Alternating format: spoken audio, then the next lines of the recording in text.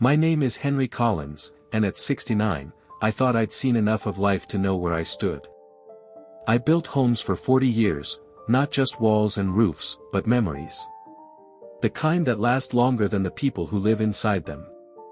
My wife, Margaret, used to say I had sawdust in my veins instead of blood. She was right. After she passed, I spent my days in my small workshop outside Dallas, making tables and birdhouses just to keep my hands busy. Last Friday, my son Ethan called. Said his wife, Claire, was hosting a dinner for family. Her voice echoed faintly in the background, too sweet, too rehearsed. I hadn't been invited to their house in almost a year, not since the night I told Ethan that chasing image over integrity would cost him something he couldn't buy back. He didn't like hearing that. Still, I agreed to come. Maybe it was loneliness. Maybe it was hope. I polished my old boots, put on the same dark jacket I wore to Margaret's funeral, and drove into the city, not knowing it would be the last time I saw my son the same way. Tell me where you're watching from, and hit like if you've ever walked into a family dinner knowing something felt wrong, but went anyway. Ethan's house stood in a gated community outside Dallas, one of those neighborhoods where every lawn looks cloned and every window hides the same kind of people. The kind who talk about earning everything while forgetting who helped them start. The gate guard waved me through after checking the guest list. My name wasn't on it. I saw him hesitate before letting me in anyway, his eyes flicking toward my old Ford like it didn't belong among the BMWs and Teslas lined along the curb. When I stepped inside their house, I could smell money, imported candles, catered food, and the faint trace of pretension that clings to polished marble. Claire greeted me at the door, her smile so tight it looked painful. "Henry," she said, with that tone people reserve for charity cases. "You made it." I said I would, I replied, hanging my jacket by the door.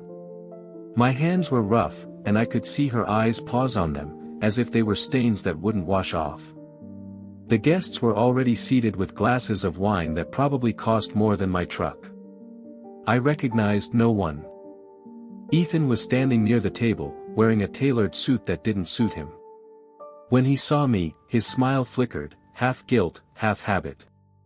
"Dad," he said, coming over quickly, "you remember Claire's boss, Mr. Whitman?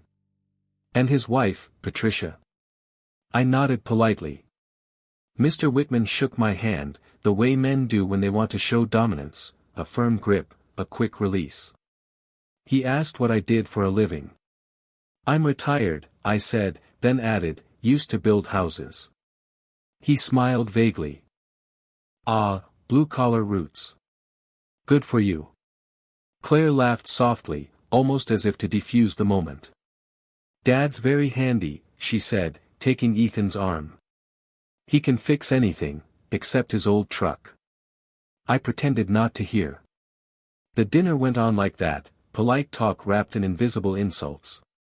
Ethan's friends spoke about crypto, real estate, and the future of sustainable design. No one asked me anything. I sat quietly, eating the food someone else cooked in a kitchen I probably could have built better myself. Then, about halfway through, Mr. Whitman complimented the dining table. "Beautiful piece," he said. "Italian?" I glanced at the wood, dark walnut, tight grain, hand-oiled. "American black walnut," I said softly. "You can tell by the pattern near the edges." Claire froze. Ethan looked down at his plate. "That's funny," she said, forcing a laugh. "Our designer told us it was imported." I smiled. Maybe he imported it from my shop, 15 years ago. I built one just like it for a couple in Plano. For a second, the room went still. Then, Mr. Whitman laughed. Small world. But Claire's eyes hardened, not anger yet, just warning. As dessert was served, she stood, her voice trembling slightly. "Before we go any further," she said, "I'd like to clear something up. This dinner was meant for close family and professional guests." She looked right at me. "Some people seem to misunderstand their place." Ethan shifted in his seat, his hand tightening around his wine glass. "Claire," he started. But she cut him off, her tone sharp enough to slice glass. "He's not family, Ethan. He's a guest. And I'd rather not have guests who embarrass us." Her words hit harder than I expected. Not because they were new, but because they came from the mouth of someone my son chose. I stood up slowly.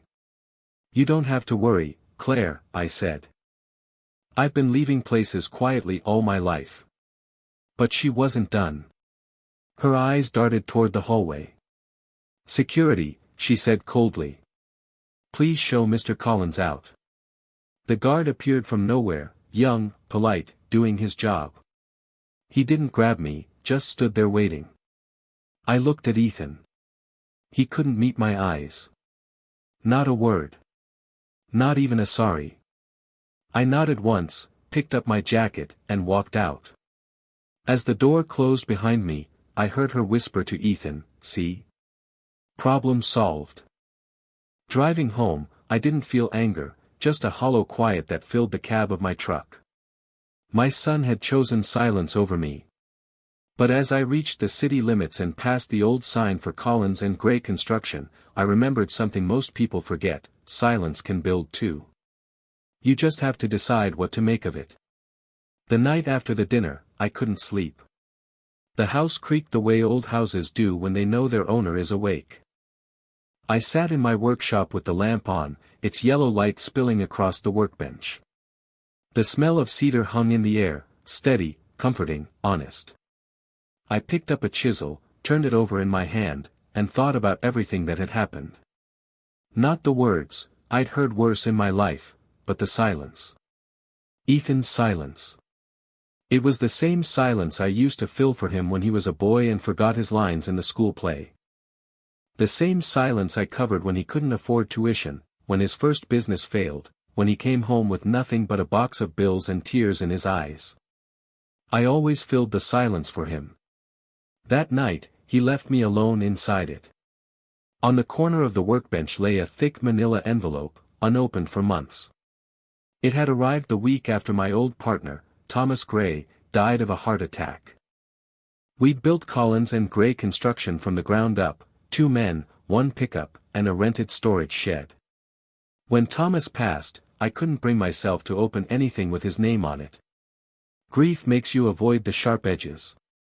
But that night, I did. I slid it open with my pocketknife. Inside was a letter, his handwriting slanted but familiar. "Henry. If you're reading this, I've gone where deadlines don't matter. We built something good, you and I. And I can't take credit for that alone. You were the hands and the heart of this company. I was just the man with the mouth and the bank account. You'll find legal documents enclosed. I've left you my 55% share of Collins and Gray. My lawyers will handle the transfer. I trust you to do what's right, to protect the people who work for us, and the reputation we built nail by nail." I read it twice, maybe 3 times. Then I set it down and laughed, not a happy laugh, but the kind that leaks out when life suddenly makes too much sense. The company Thomas left me wasn't just some small-town operation anymore. In the last 10 years, it had merged, rebranded, and quietly expanded. It was now Grayline Developments, a name I'd seen on high-rise projects and even heard Claire mention once when bragging about her firm's big contracts. It took me less than an hour to confirm it online. Grayline was one of the largest commercial design contractors in Texas. And guess whose architecture firm handled half their design projects? Claire's. I leaned back in my chair. The irony was perfect, poetic, almost biblical. The same woman who'd called me a guest was unknowingly building her career on the foundation of the company I now controlled. The next morning, I drove downtown to Finch and Rowe Legal, the firm Thomas had used. A young associate led me into a small conference room, all glass and chrome. The managing partner, a woman named Janet Rowe, greeted me with the practiced warmth of someone who has seen too many widowers and too few grateful heirs.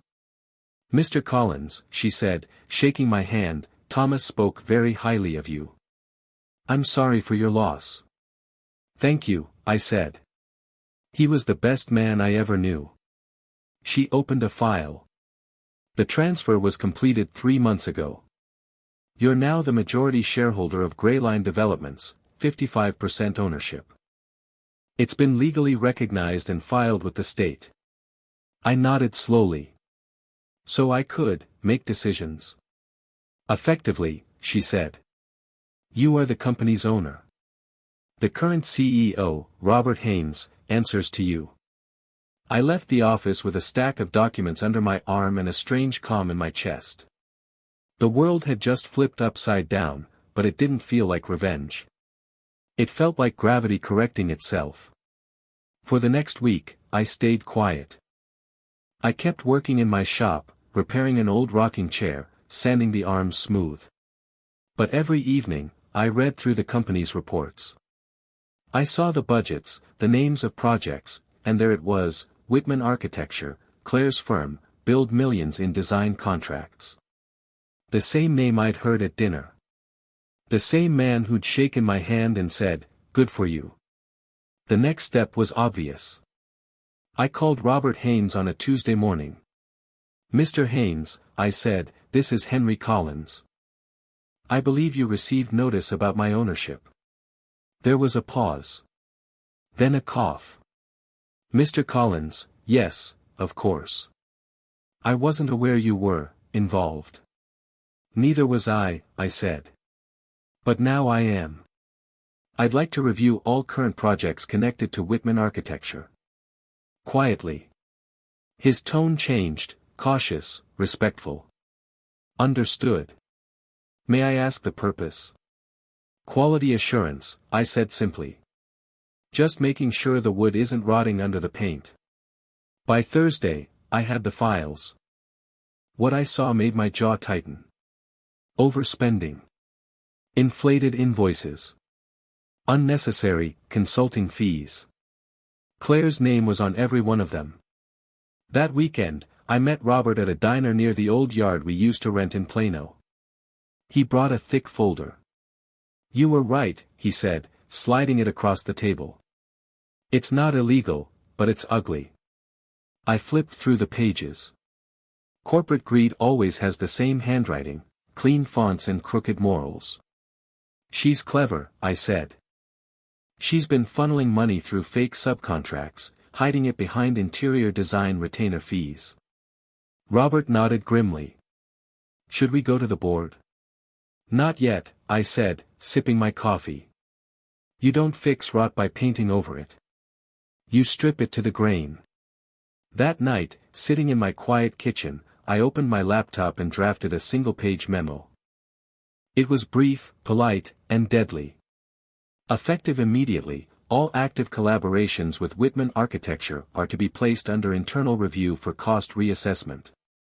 No payments authorized without board approval. The next morning, the email went out. By noon, phones were ringing at Whitman Architecture.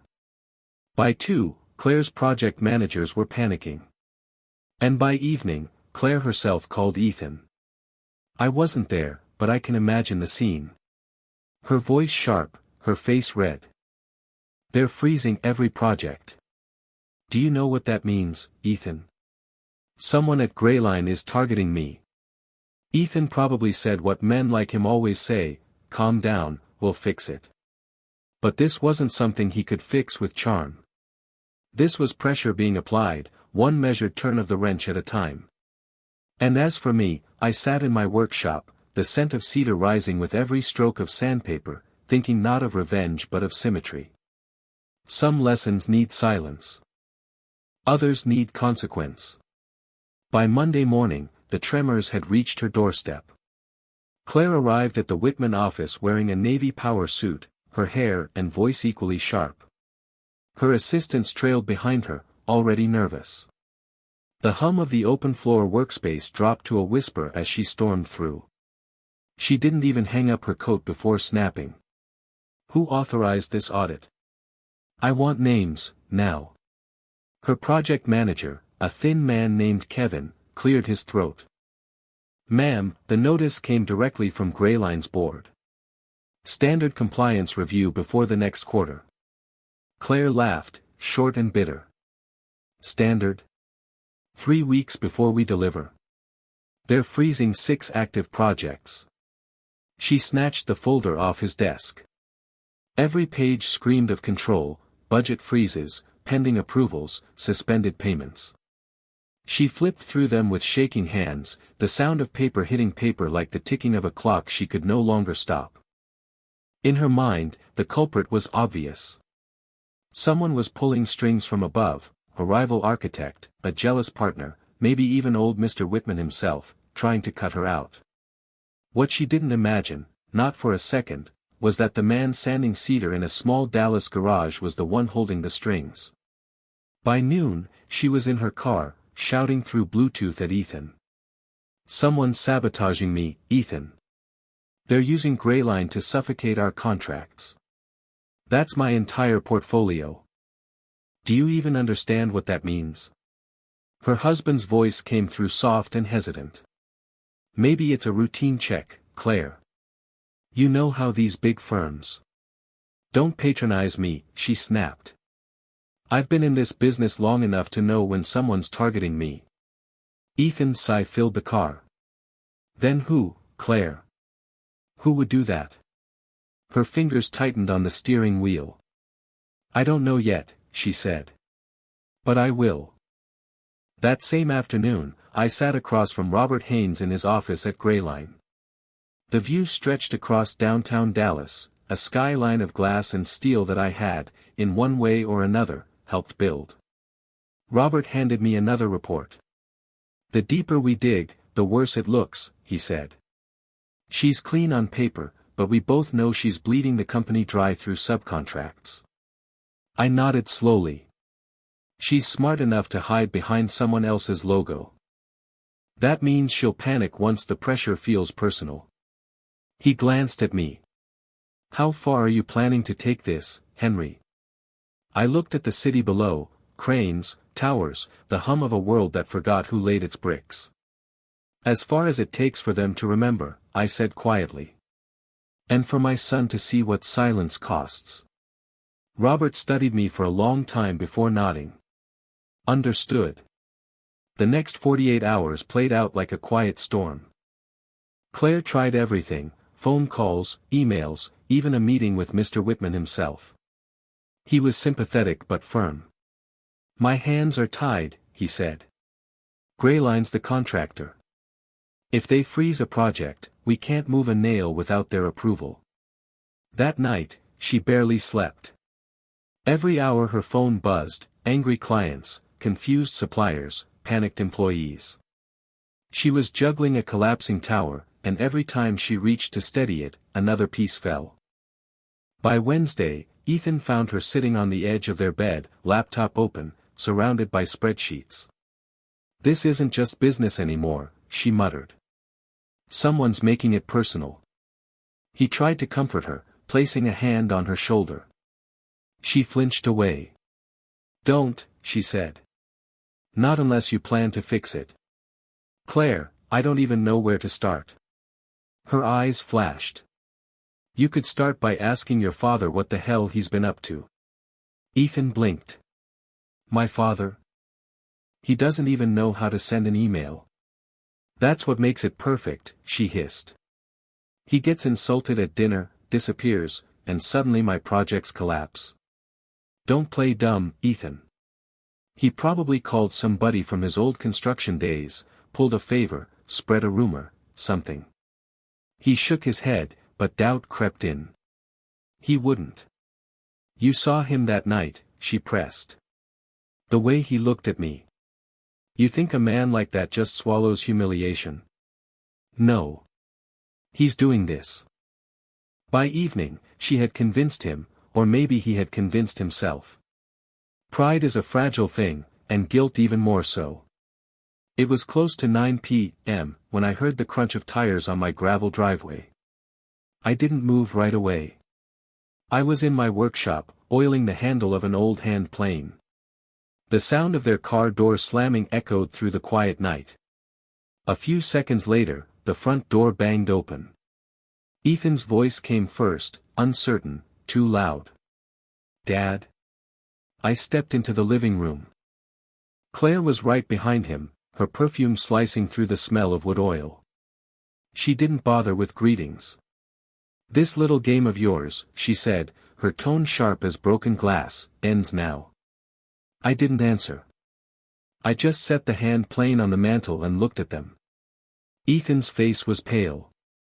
"Dad, if you've made some calls, just stop. Please. She's under a lot of pressure." I raised an eyebrow. "Pressure builds character, doesn't it?" Claire stepped forward. "Don't play wise old man with me. You think I don't see what's happening? The audits, the freezes, the timing, it all leads back to you." I let a long silence hang in the air before speaking. "You're giving me too much credit, Claire. I don't have that kind of power." Her laugh was short, nervous, desperate. "Oh, I think you do. And I think you're enjoying this." Ethan tried to calm her, but I could see it, the fear behind her fury. She'd built her life like a house of mirrors, and for the first time, she couldn't tell which reflection was real. I sat down in my old armchair, the one that had held me through Margaret's last winter. "Tell me something, Claire," I said quietly. "Why would I want to ruin you?" "Because you're bitter," she snapped. "Because you hate that we've built something you couldn't. Because you can't stand that we don't need you." I looked at Ethan. "Is that what you think too, son?" He hesitated, just long enough for the truth to hurt. I leaned forward.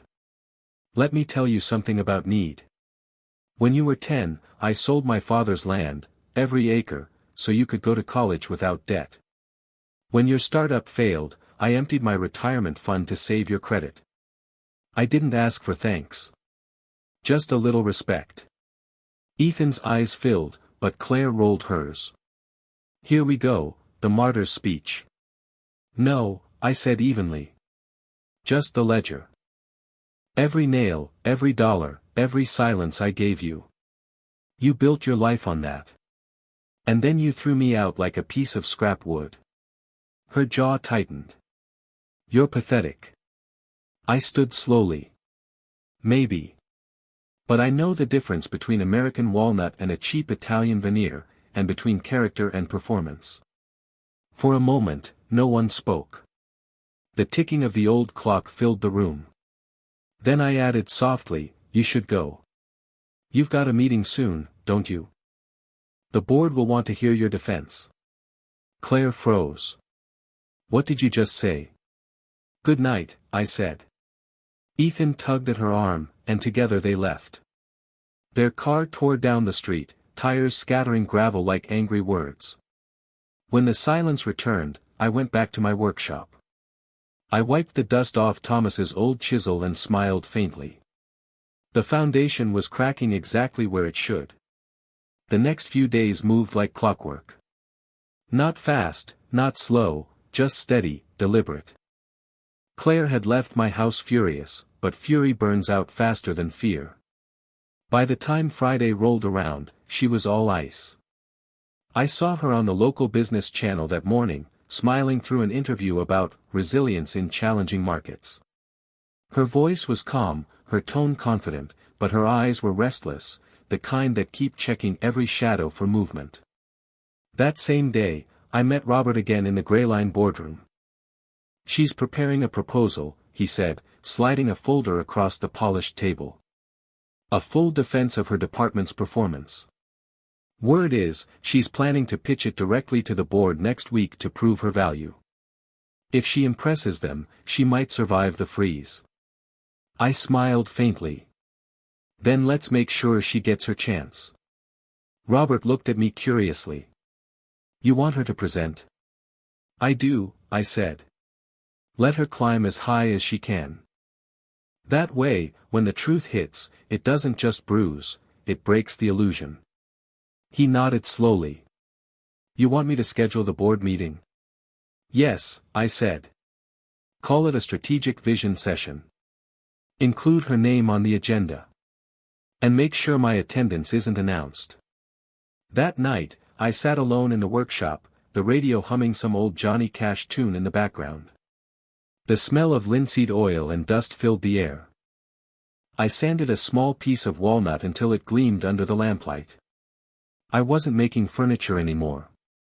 I was preparing something else, the quiet kind of justice that doesn't need applause. On Monday, Claire walked into Whitman Architecture as if she were marching into battle. She hadn't slept more than 4 hours in 3 days. She had her hair pinned up, a cream blazer pressed sharp, her nails painted the color of control. Every file on her desk was neatly stacked, every number double-checked. She'd rewritten her entire presentation twice. Kevin, her project manager, approached her nervously. "Ma'am, Grayline confirmed the board meeting for Friday. All partners are expected to attend." "Good," she said, without looking up. "They're finally giving me a stage." In her head, the story was clear: she was the misunderstood visionary who'd been sabotaged by petty politics. All she had to do was dazzle the mysterious, new ownership and reclaim her throne. It was the same mistake she always made, confusing performance for substance. By Wednesday, she had roped Ethan into helping her rehearse. He sat on the couch at home, trying to keep up as she paced with her laptop in hand, reciting slides and data. Market growth, projected revenue, sustainable architecture, she listed rapidly. Ethan rubbed his temples. "Claire, maybe just, talk to them like people." She shot him a glare sharp enough to cut. "This isn't a conversation, Ethan. It's a war." He sighed. "And what if you lose?" "I don't lose," she said. Meanwhile, I spent that week in peace.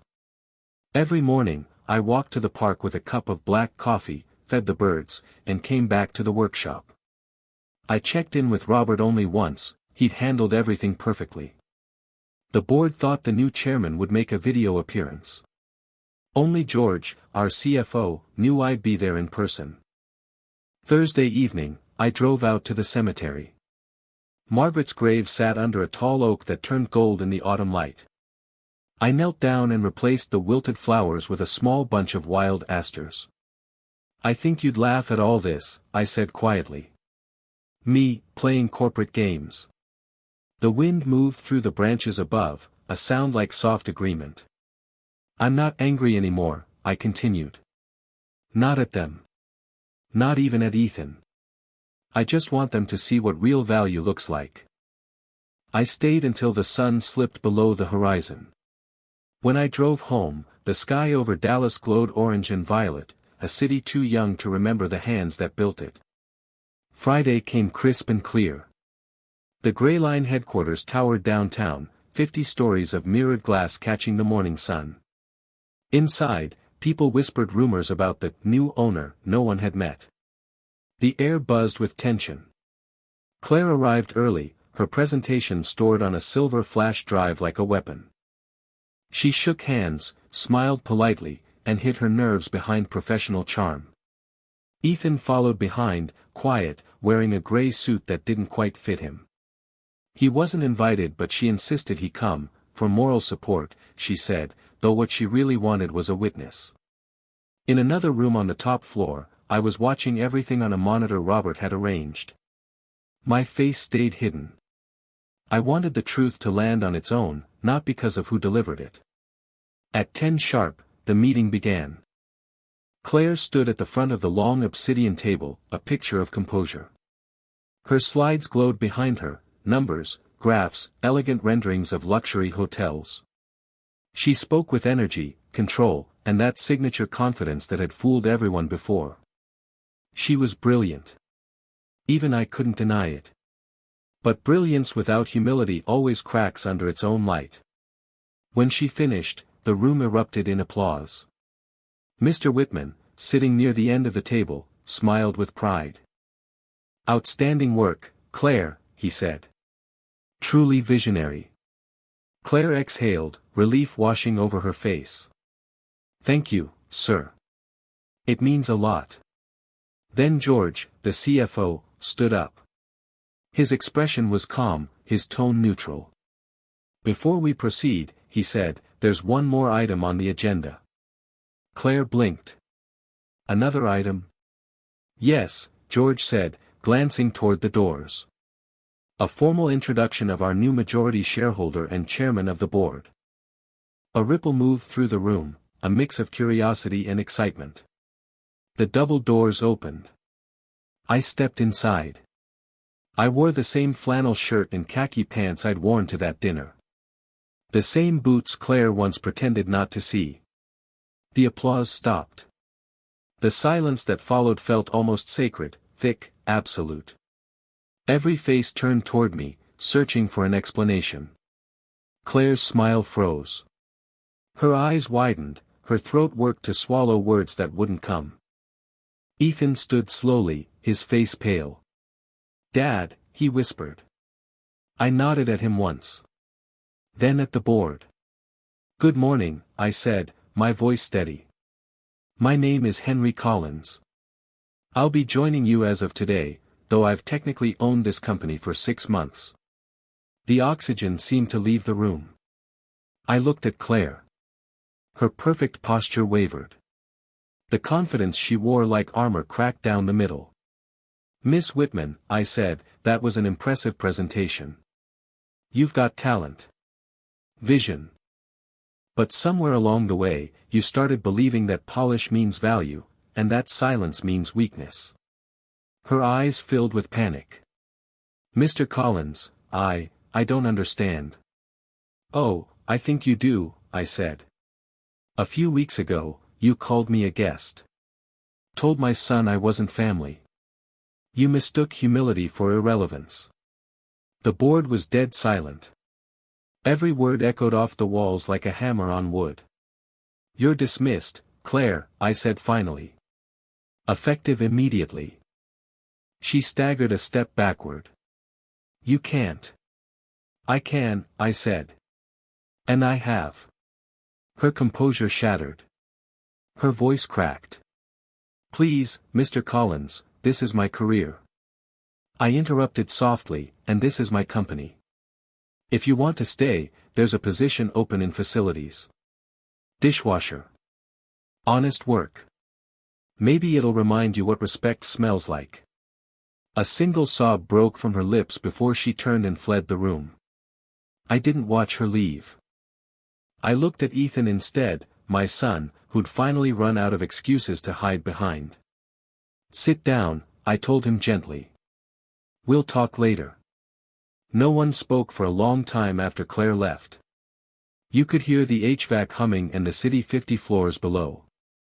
Boardrooms are built to project certainty. That morning, the room felt like a church after the organ stops. I turned to the directors. "We're done measuring the shine," I said. "From now on, we measure the grain." Then I thanked them for their time, told Robert to reconvene with a shorter agenda, and asked George to stay. I also nodded to Ethan. "You, too." When the room cleared, Ethan hovered by the window like a man waiting on a verdict.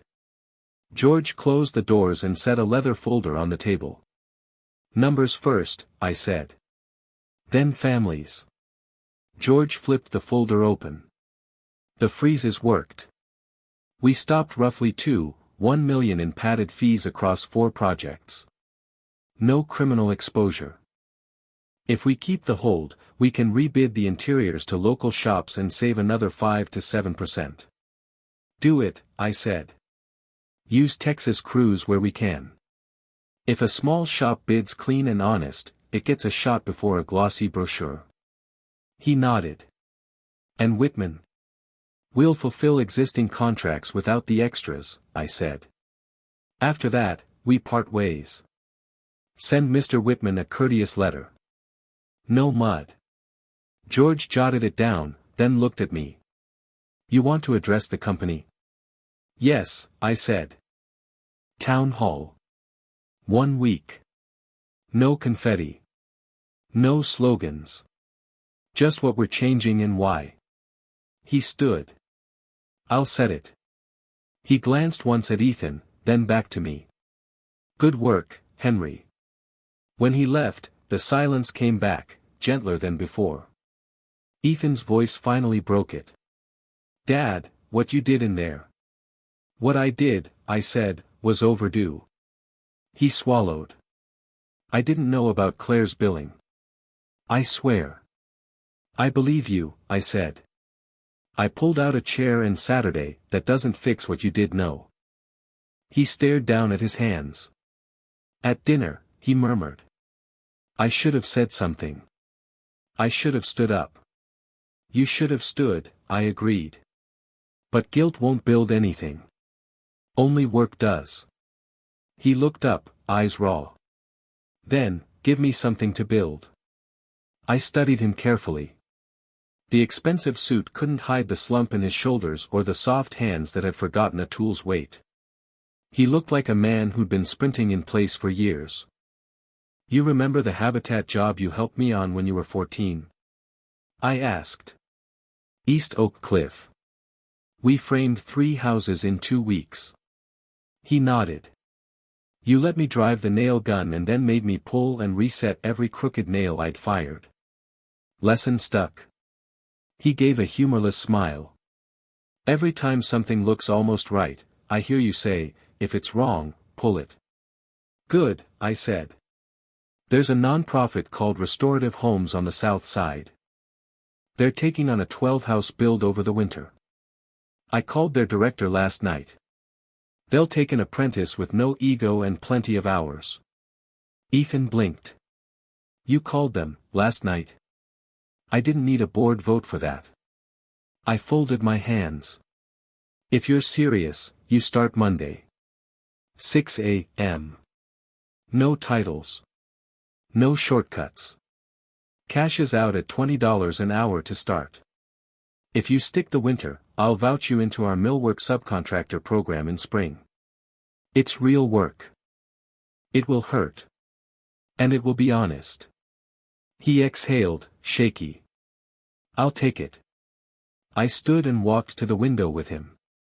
Dallas stretched bright and hard, sunlight catching on glass like water. There's something else, I said. You owe Mr. Whitman an apology for the mess Claire made under his sign. Not for my sake. For yours. He nodded. I'll set the meeting. And you owe me one you can't pay with words, I added. So don't try. Show up before sunrise on Monday. He swallowed and held out his hand. I looked at it a second, then shook. His grip was tentative, like he was relearning the language. Go home, I said. Rest. You'll need it. That afternoon, I cleared the top floor. The so-called chairman's suite looked like it had been designed by people who liked being photographed more than being useful. I asked facilities to move the glass desk and the chrome chairs to storage. In their place, I had my old oak bench brought up from the garage, the one with the burn marks where Margaret once set a hot kettle by mistake. I set my 3 favorite planes in a neat row and put a battered coffee can of pencils on the corner. It wasn't a set piece. It was a reminder. I walked the halls with Robert next, shaking hands, asking names, meeting site supers and coordinators and the people who actually moved the jobs. Folks looked startled at first, then relieved. Titles make a company tall. Names make it strong. At legal, a young attorney named Marisol Vega stopped me. Mr. Collins, my dad used to read your company's ads in the morning news. He poured concrete on your Garland school job in '98. Said you paid overtime without him asking. She flushed like she'd said too much. That was a good pour, I told her. Tell him I remember the day it rained and he stayed with the finish crew till midnight. She grinned. Word travels fast in a building. By the end of the day, people were looking me in the eye. That's all I wanted. The letter to Whitman Architecture went out at 4, professional, cordial, final. No venom. A craftsman doesn't blame a brush for the painter's hand. At 6, I locked the office and drove to Ray's Diner, grease, coffee, neon, and a waitress who called everybody hon. George was already in a booth with a legal pad. We'll get blowback, he said without preamble. Social media. Rumors. Maybe a puff piece painting Claire as a visionary wronged by small-town ethics. Then we answer with schedules met and budgets honored, I said. A dozen jobs closed clean are louder than 1,000 posts. He smiled. You really going to run this place with a workbench? I'm going to build with a workbench, I said. Running comes later. He chuckled and slid over a fresh sheet. Town hall agenda. You want bullet points? 3, I said, holding up fingers. 1, we pay on time for honest work. 2, we bid clean and local where possible. 3, we don't punish mistakes we own up to, but we do pull every crooked nail. George underlined that last one. You going to tell them about Claire? I'll tell them about us, I said. The rest they already know. Saturday morning, Ethan showed up at my house in a t-shirt and jeans that didn't fit the way work clothes should. He stood on the porch like a boy who'd wandered too far from camp. I opened the door and handed him a paper sack. What's this? He asked. Lunch, I said. Peanut butter and jelly. Thermos of coffee. If you're going to sweat, you might as well sweat with good coffee. He cracked a smile. You still make it like Margaret did? Just a bit weaker, I said. You've gone soft. He laughed and then stopped, looking down at his hands. I have, he said quietly. We went to the garage. I pulled a piece of black walnut from the rack and set it on the bench. First lesson, I said. Grain. You don't push against it. You read it. You respect it. Otherwise you tear it out. He nodded. I put a plane in his hand. He set it down to adjust the depth, fumbled, tried again.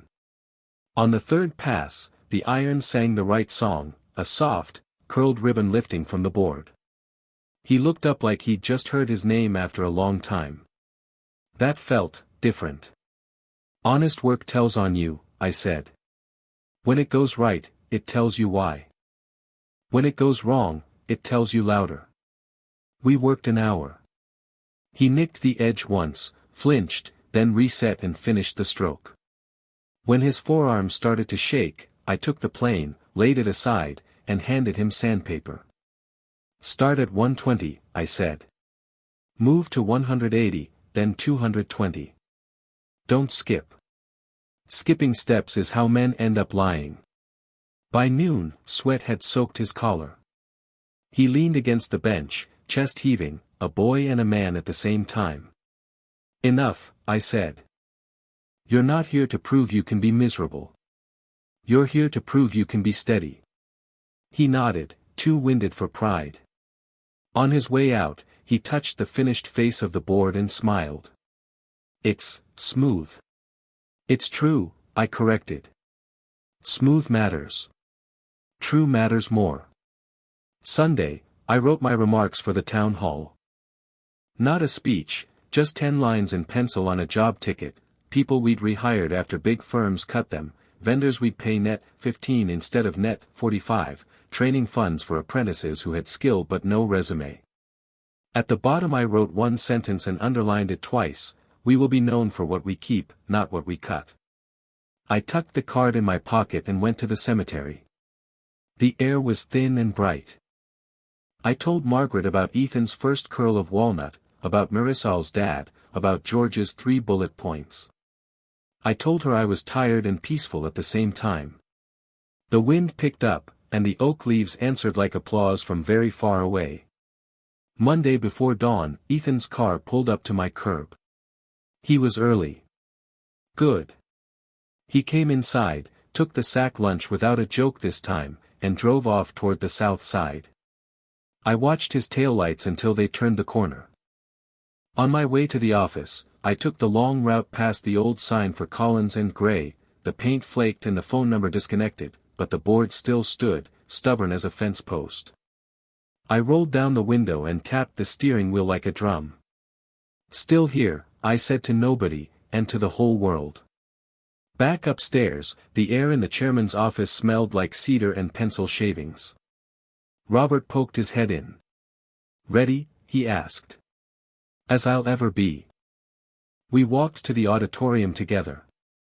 Employees filed in, field supers with sunburnt necks, project coordinators with red pens tucked behind their ears, accountants with comfortable shoes. They weren't an audience. They were the frame. I stepped up and set both palms on the podium like it was a sawhorse. And then I told them what would change, and what never would. I didn't bring a teleprompter to the town hall. I brought a carpenter's pencil and that job ticket with 10 lines on it. The auditorium lights hummed, the projector threw a gray square on the back wall, people shifted in their seats the way crews do before concrete, quiet, alert, skeptical. Morning, I said. I'm Henry Collins. I'm not going to sell you anything. I've spent most of my life buying nails and returning the ones that bent. A few smiles. Mostly stillness. We build things that outlast us, I said. So from today forward, we're going to act like it. 3 changes, and then your questions. I held up a finger. 1. We pay on time for honest work. Subs who do what they said, when they said, get paid net. 15. Not when accounting feels like it. You'll have to turn in clean paperwork. If you do, the check prints when the calendar says it prints. Second finger. 2. We bid clean and local wherever we can. If a Dallas shop with 10 good hands can do the millwork a New York shop can do with 50, we'll give Dallas the first look. Talent lives in zip codes that never make magazines. Third finger. 3. We don't punish mistakes that are owned, but we pull every crooked nail. If you hide it, you're done. If you bring it, we fix it together. I let the word sit. Silence can carry more weight than a speech if you let it. We're also setting aside 2% of net on every project for apprenticeships, I continued. You've got nephews and neighbors who can read a tape and show up before dawn. Send them. We'll train them. If they stick, they'll have a trade that won't ghost them when the market hiccups. A hand went up near the front, sun-creased knuckles, wedding ring scuffed with mortar. Luis Ortega, field superintendent, the man said. Schedules are tight. If we pull the fancy out-of-town subs, who covers when the locals are booked? We build a bench, I said. We pair shops. We stagger packages. And if it means we say no to a client who wants miracles for free, we say no. We're not selling magic. We're selling what stands plumb in a storm. Another hand, navy blazer, sensible shoes. Accounting, she said. 2 things. Net 15 means we need faster approvals. And apprenticeships cost. Where's the offset? Approvals move to the job trailer, I said. PM signs daily, superintendent verifies weekly, accounting audits monthly. Fewer emails, more signatures on paper that smells like dust. As for cost, look at what we burned on consulting and performative revisions last quarter. We cut that. We keep the people. A ripple of low laughter. The good kind, dry and relieved. In the back, Marisol from legal lifted a hand. Compliance needs teeth, she said. If we stop partnering with firms that play fast with invoices, some will take their ball and go home. Then let them, I said. We'd rather pour fewer slabs straight than twice as many crooked. We'll publish a vendor code, 3 pages, not 30. If a partner can't sign it with a steady hand, we shouldn't sign their checks. I read the 10 lines on my card, one by one, the sheet metal shop we were moving off net, 45, the safety bonus that paid cash the Friday a site hit 30 days without a recordable, the hotline that went to a human being named Ruth at a local number instead of a box that said thanks for your feedback. I said we'd fund English on-site classes for crews that wanted them and Spanish for PMs who needed it. I said the cafeteria would open at 5:30 a.m. because coffee after sunrise was a joke in our line of work. None of it was shiny. All of it was heavy. Then I closed the card and told a story. When I was 28, I misread a beam schedule, I said. We hung a 12-inch where the plan called for a 14. I saw it when I got home. I drove back, woke my foreman, and we tore it out in the dark. Cost me a week and a chunk of pride. Inspector never knew. But I did. Years later that building took a tornado on the chin and kept standing. Don't tell me character doesn't cash out. The room settled. The projector hummed. Somewhere in the back a thermos clicked shut. Questions. A young project engineer with a fresh haircut and a worried look stood up. Sir, what about PR? There's chatter online about, he didn't finish Claire's name. He didn't have to. We don't feed gossip, I said. We feed families. We'll show our work. On-time completions. Clean audits. Fewer RFIs because we read the drawings with a finger and a pencil. If someone writes a pretty article, bless them. If they write a nasty one, bless them twice. Rain slides off a roof pitched right. Someone clapped. Then a few more. Not a wave, more like the first nails set straight on a long run. It was enough. When it ended, people didn't rush for the exits. They lined up. A site safety officer wanted more hard hats on hand before new hires arrived. A scheduler asked for a rule that no one was punished for adding a day to keep a crew out of overtime blindness. A receptionist said the lobby music could go because crews walking in at 6 a.m. didn't need jazz, they needed a head nod and a hello. I wrote each on the card, crowded and sideways. Robert clapped my shoulder as the last folks filed out. That was, not corporate, he said. Good, I said. Corporate gives you posters. We need standards. My phone buzzed. A text from an unknown number, this is Aaron with Restorative Homes. Your son showed up early. He's on a framing crew today. He looks green. He also looks game. I stared a second longer than I meant to. Then I typed back, tell him to back his saw out of cuts. And eat the sandwich at 10, not noon. By lunch, the first ripples hit the surface. A design blog ran a piece, quiet coup at Greyline. New owner axes rising star. A radio host called me old-fashioned on the noon hour, said the industry needed visionaries, not grandpas with tool belts. My voicemail filled with reporters fishing for a quote. George stepped into my office with the stack. You want me to say anything? Sure, I said. Tell them the new owner wears a tool belt. And ask them if their stairs creak. He grinned, then grew serious. We'll get sued. Probably, I said. We'll win or we'll settle. Meanwhile, we'll build. Facilities wheeled out the last of the glass furniture.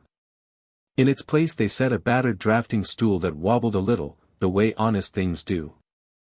I pinned a print of a small library to the cork board, pine shelves, big windows, a children's corner tucked low and warm. What's that? Robert asked. It's ours, I said. Company build. 2 crews, 4 weekends, materials at cost. South Dallas needs a place for kids to read when it rains. He blinked. That's not billable. It's foundational, I said. Put a note out. Volunteers welcome. No hero shots. He nodded, half skeptical, half lit up like a man who remembered why he put his tie on the first time. That evening, I drove past Restorative Homes. The yard was a scatter of lumber and hope. I didn't get out, I stayed by the chain link and watched. Ethan was there, on a sawhorse line, moving stiffly, cautious with the circular saw.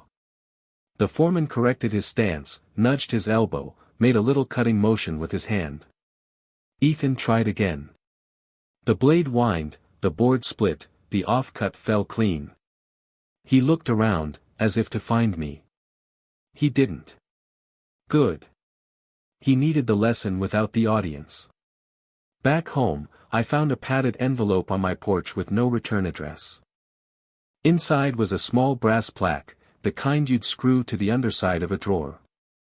It read, "Built by hands that respect the grain." No note. I set it on the mantel next to Margaret's picture, and for the first time in a long time, the house felt like it was breathing with me, not against me. Sunday brought a different kind of noise. A partner in Houston backed out of a bid, reputational risk, their email said. An Austin client doubled down, "Your speech made our superintendent cry," theirs read. The balance felt right. When you pull a crooked nail, there's always a hole to fill. You do it with a dowel and glue. You don't pretend the hole wasn't there. By midweek, the apprenticeship inbox had 200 emails. Some from kids. Some from men my age who had been laid off twice in 6 years and still wanted one more shot to be useful. Marisol flagged one from a woman named Renee Alvarez, a cabinetmaker who'd stepped out of the trade to raise twins and wanted back in. "Wednesdays only until spring," she wrote. "I haven't forgotten how to square a box." I told HR to bring her in and to put a changing table in the ground floor restroom without an email thread about it. That afternoon, I walked a site with Luis. The air smelled like OSB and rain on dust. He pointed to a run of studs slightly out. "1/8 of an inch," he said. "Most won't see it." "We'll see it," I said. We pulled them, reset, toenails tight and true. It took 12 minutes. The wall felt different under my palm when it was right, a kind of music you only hear through your skin. On the drive back, my phone buzzed again. A message from Ethan, "Blisters." I smiled and typed, "Good. Tape them. Don't pop." He replied with a picture of a sandwich, PB&J, a bite missing. 10 a.m., like you said. "Proud of you," I started to write, then stopped. Pride is earned in days, not texts. I sent a thumbs up. It was enough. That night, I wrote one more line on the job ticket and circled it twice: "We will be known for what we keep, not what we cut." I stuck it back in my pocket next to the brass plaque I'd started carrying like a coin. Then I turned off the lamp over the workbench.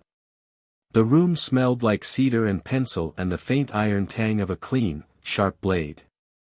The city outside went on being itself, sirens in the distance, laughter on a patio, the whisper of tires on wet streets.